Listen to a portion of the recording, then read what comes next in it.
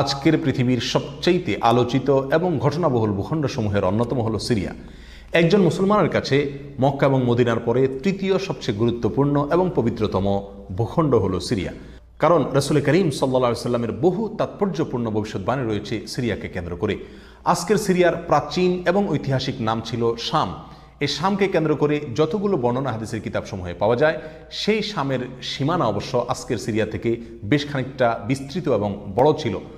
Syria, Jordan, ফিলিস্তিন এবং Lebanon এই দেশগুলো মিলে ছিল তখনকার শাম। অবশ্য তখনকার শামের সবচেয়ে প্রধান এবং বড় অংশ যেহেতু আজকের সিরিয়ায়, সেই জন্য সিরিয়াকেই সাধারণত শাম বলা হয়।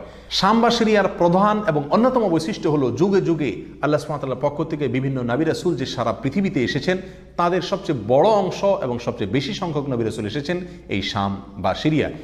শাম বা সিরিয়া এটাই কিয়ামতের ময়দান হবে। কিয়ামতের দিন লোকেরা এখানেই সমবেত হতে থাকবে। এর বাইরেও শাম বা সিরিয়া প্রসঙ্গে রাসূল করিম সাল্লাল্লাহু আলাইহি সাল্লামের আরও অনেক গুরুত্বপূর্ণ মন্তব্য এবং বক্তব্য রয়েছে। সামান্য কয়েকটি বক্তব্য আজ আপনাদের সম্মুখে আমরা পেশ করতে চাই।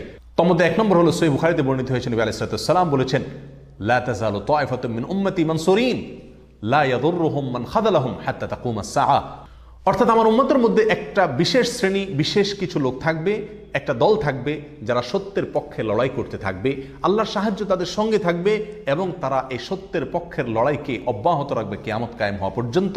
তাদেরকে যারা পর্যদস্ত করতে চায়, অপমান করতে চায়, ক্ষতি করতে চায়, তাদের কেউই তাদের কোনো ক্ষতি করতে পারবে না।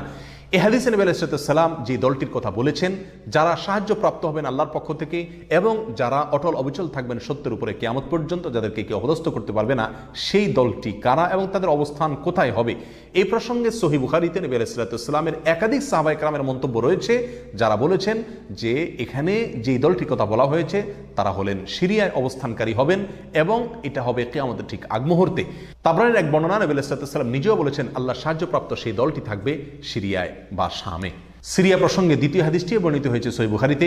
বিখ্যাত সাহাবী আব্দুল্লাহ ইবনে ওমর রাদিয়াল্লাহু তাআলা আনহু বলেছেন, রাসূল করিম সাল্লাল্লাহু আলাইহি ওয়াসাল্লাম ইরশাদ করেছেন, আল্লাহুম্মা বারিক লানা ফি শামিনা ওয়াফি ইয়ামানিনা, অর্থাৎ আল্লাহ আমাদের সিরিয়ায়, আমাদের ইয়ামানে আপনি বরকত দান করুন। এই কথা বলার পরে উপস্থিত লোকেরা বলল, ইয়া রাসূলুল্লাহ ওয়াফি নাজদিনা, আমাদের নজদেও আল্লাহ বরকত দান করুন, সেই দোয়া করুন আপনি। নবী আলাইহিস সালাম তাদের কথায় কর্ণপাত না করে আবারও বললেন, আল্লাহুম্মা বারিক লানা ফি শামিনা ওয়াফি ইয়ামানিনা। লোকেরা আবারও বললেন, ওয়াফি নাজদিনা, আমাদের নজদেও। নবী আলাইহিস সালাম তখনও একই কথার পুনরাবৃত্তি করলেন এবং পরিশেষে বললেন, নাজদ সেই জায়গায় তো ফিতনা ফাসাদ হবে, সেখানে তো হত্যা মারামারি খুনাখুনি হবে, সেখানে তো ভূমিকম্প দেখা দিবে এবং সেখান থেকে তো শয়তানের শিং উত্থিত হবে, সেখান থেকে তো শয়তানের শিংয়ের আবির্ভাব ঘটবে, বের হবে। এখানে নাজদ বলতে কোন এলাকাকে বোঝানো হয়েছে, এই প্রসঙ্গে মুহাদ্দিসিন ইকরামের বেশিরভাগের মন্তব্য হলো নাজদ বলতে ইরাককে বোঝানো হয়েছে।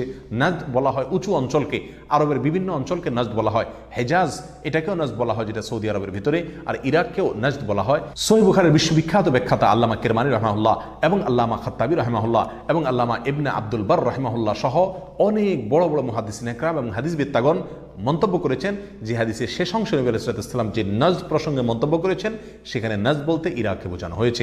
হাদিসের সবচেয়ে বড় সমাহার কানজুল উম্মালে আবু নাঈমে বর্ণিত নবী আলাইহিস সালামের এক হাদিসে পরিষ্কারভাবে নবী আলাইহিস সালাম নিজেই বলে দিয়েছেন এখানে নাজদ বলতে ইরাককে বোঝানো হয়েছে। যাই হোক, এই হাদিস থেকে আমরা বুঝতে পারলাম বরকত নবী আলাইহিস সালাম চেয়েছেন আল্লাহর কাছ থেকে এই শাম বা সিরিয়ার জন্য। তাহলে এই শাম বা সিরিয়া এটা গুরুত্বপূর্ণ একটি জায়গা এবং নবী আলাইহিস সালামের কাছে খুবই প্রিয়, আল্লাহর কাছে খুবই তাৎপর্যপূর্ণ একটি ভূখণ্ড। তৃতীয়ত যে হাদিসটি আমরা এই প্রসঙ্গে পেশ করতে চাই, সেটি বর্ণিত হয়েছে সুনানে আবু দাউদে এবং মুসনাদে আহমদে। নবী আলাইহিস সালাম থেকে বর্ণনা করেছেন আব্দুল্লাহ ইবনে হাওয়ালা রাদিয়াল্লাহু তাআলা আনহু, তিনি বলেন যে রাসূল করিম সাল্লাল্লাহু আলাইহি ওয়াসাল্লাম আমাকে বলেছেন, দেখো যখন তুমি দেখবে যে খেলাফত পবিত্র ভূমিতে অবতরণ করেছে, নেমেছে, এসেছে, প্রতিষ্ঠিত হয়েছে, তখন তুমি ধরে নিবে যে কিয়ামত খুবই সন্নিকটে এসে গেছে। এ হাদিসে নবী আলাইহিস সালাম পবিত্র ভূমিতে যে খেলাফত অবতরণ করলে কিয়ামত নিকটবর্তী এটা বোঝা যাবে বলেছেন। এখানে পবিত্র ভূমি বলতে তিনি কি বুঝিয়েছেন, এই ব্যাখ্যা প্রসঙ্গে প্রায় সকল মুহাদ্দিসিন ইকরামের অভিমত হলো নবী আলাইহিস সালাম এখানে সিরিয়াকে বুঝিয়েছেন। আগে এবং পরের আলোচনাকে পর্যালোচনা করলে সেটাই পরিষ্কার হয়ে যায়। সিরিয়া প্রসঙ্গে চতুর্থ যে হাদিসটি আমরা পেশ করতে চাই, সেটি সুনান তিরমিজিতে বর্ণিত হয়েছে। সেই হাদিস থেকে বোঝা যায় নবী আলাইহিস সালাম সিরিয়াকে গোটা মুসলিম বিশ্বের জন্য হৃৎপিণ্ড হিসেবে অভিহিত করেছেন, মন্তব্য করেছেন। তিনি বলেছেন, সিরিয়ার লোকেরা যখন খারাপ হয়ে যাবে, মন্দ এবং খারাপ দিক যখন সিরিয়ার লোকদেরকে গ্রাস করবে, ছেয়ে যাবে, তখন তোমরা ধরে নিবে পৃথিবীর কোনো জায়গায় আর কোনো ভূখণ্ডে মুসলমানদের মধ্যে আর কোনো কল্যাণ অবশিষ্ট নেই। অর্থাৎ হৃৎপিণ্ডের মতো সিরিয়ার মানুষের মধ্যে যখন পচন ধরবে তখন গোটা দেহে, গোটা মুসলিম বিশ্বের মধ্যেই পচন তার আগেই ধরে গেছে, এটা পরিষ্কারভাবে বোঝা যাবে। এ হাদিস থেকেও সিরিয়া অত্যন্ত গুরুত্বপূর্ণ ভূখণ্ড, সেটা পরিষ্কারভাবে আমরা বুঝতে পারি। সিরিয়া প্রসঙ্গে 5 নম্বর হাদিসটি বর্ণনা করেছেন আবু হুরায়রা রাদিয়াল্লাহু তাআলা আনহু, আর এটি বর্ণিত হয়েছে সুনান ইবনে মাজাহ।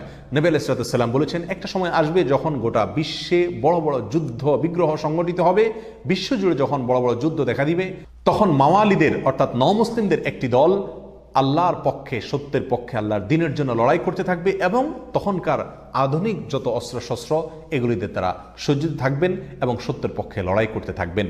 তাহলে চরম সংকটময় পরিস্থিতিতে আল্লাহ সুবহানাহু ওয়া তাআলার একটা বিশেষ সাহায্য এবং অনুগ্রহ আমরা দেখতে পাচ্ছি, আর সেটা অবতীর্ণ হবে, সেটা নাজিল হবে এই সিরিয়ার দামেস্ক নামক শহরে।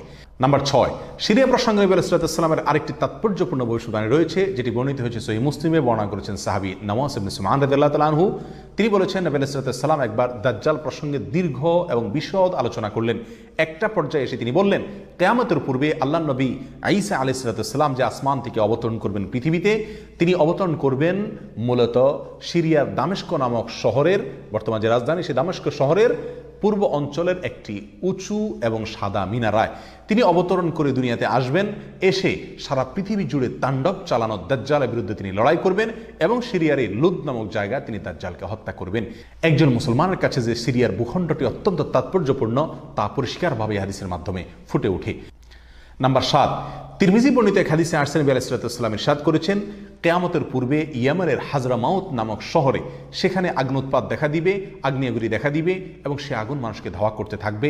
সেই পরিস্থিতি আসলে কিয়ামতের ঠিক পূর্ব মুহূর্তে আমরা কি করব, এই প্রসঙ্গে সাহাবা ইকরাম নবী আলাইহিস সালামের কাছে দিক নির্দেশনা চাইলে তিনি বললেন, আলাইকুম বিশাম, তোমরা শাম বা সিরিয়ায় গিয়ে আশ্রয় নিবে। অন্য এক হাদিসে আসছে নবী আলাইহিস সালাম বলেছেন, একটা সময় আসবে যখন 3টা জায়গায় একসঙ্গে যুদ্ধ চলবে, সিরিয়ায় এবং ইয়েমেনে এবং ইরাকে। একজন সাহাবী প্রশ্ন করলেন, ইয়া রাসূলুল্লাহ, আমাকে ওই সময় আপনি কোন পক্ষের হয়ে লড়াই করার জন্য নির্দেশ করবেন? নবী আলাইহিস সালাম বলেছেন, তুমি শামের হয়ে অর্থাৎ সিরিয়ার হয়ে তুমি লড়াই করবে, আর যদি সিরিয়া হয়ে লড়াই করার সামর্থ্য তোমার না থাকে তাহলে ইয়েমেনের পক্ষ তুমি অবলম্বন করবে। এই হাদিসও একেবারে পরিষ্কারভাবে সিরিয়ার গুরুত্ব এবং তাৎপর্য আমাদের কাছে ফুটিয়ে তুলছে। নাম্বার 8, মুসনাদ আহমদ সহ বহু হাদিসের কিতাবে বর্ণিত হয়েছে, কিয়ামতের পূর্বে যে আগ্নেয়গিরি দেখা যাবে, যে আগ্নোৎপাত দেখা দিবে, সে আগুন মানুষকে ধাওয়া করতে থাকবে এবং সারা পৃথিবীর মানুষকে ধাওয়া করতে করতে করতে একটা জায়গায় একত্রিত করবে, আর সেটি হলো সিরিয়া। নবী আলাইহিস সালামের ভাষায় আরদুল মাহশারি ওয়াল মানশার, অর্থাৎ সিরিয়াই হবে কিয়ামতের ময়দান। কিয়ামতের সময় সারা পৃথিবী থেকে মানুষ সমবেত হয়ে এই সিরিয়াতেই একত্রিত হতে থাকবে। নাম্বার 9, নবী আলাইহিস সালাম আরেক হাদিসে বলেছেন, মালায়েকাতুল্লাহি বাসিতু আজনিহাতাহুম আলা শাম, আল্লাহর ফেরেশতাগণ সিরিয়ার উপরে তাদের ডানাকে ছেয়ে আছেন অথবা ছেয়ে থাকবেন। এই হাদিস থেকেও শাম বা সিরিয়ার গুরুত্ব করে পরিষ্কারভাবে ফুটে ওঠে। নাম্বার 10, এক হাদিসে আসছে নবী আলাইহিস সালাম তার এক স্বপ্নের বিবরণ দিতে গিয়ে বলছেন যে, আমি একবার শুয়েছিলাম, দেখলাম আমার মাথার নিচ থেকে আল্লাহর কিতাবকে ছিনিয়ে নিয়ে যাওয়া হলো এবং সেটাকে যখন নিয়ে যাওয়া হচ্ছে আমি তাকিয়ে থাকলাম কোথায় নিয়ে যাওয়া হচ্ছে। দেখলাম যে একটা আলোক রশ্মি চলে যাচ্ছে এবং যেতে যেতে সিরিয়ার ভূমি পর্যন্ত সেটা চলে গেল এবং সেখানে গিয়ে অবতরণ করলো। এরপর নবী আলাইহিস সালাম বললেন, আলা ইন্নাল ঈমানা ইযা ওয়াকাআতিল ফিতানু বিশাম, অর্থাৎ যখন সারা পৃথিবীতে ফিতনা ফাসাদ ছেয়ে যাবে তখন ঈমানের ঠিকানা হবে সিরিয়ায়, আর ঈমানদারদের আশ্রয়স্থল হবে, শেষ ভরসা হবে সিরিয়া। সম্মানিত ভাই বন্ধুগণ, এই হাদিসগুলো থেকে পরিষ্কারভাবে ফুটে উঠলো যে মক্কা মদিনার চাইতেও ঘটনাবহুল হবে কিয়ামতের পূর্ব মুহূর্তে শাম বা সিরিয়া নামক ভূখণ্ড।